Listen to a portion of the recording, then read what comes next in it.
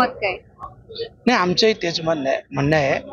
बघा, आपण नेहमी म्हणतो कमीत कमी घर कुटुंब हे नेहमीच एकत्र असावं. शेवटी रक्ताचं नातं असतं.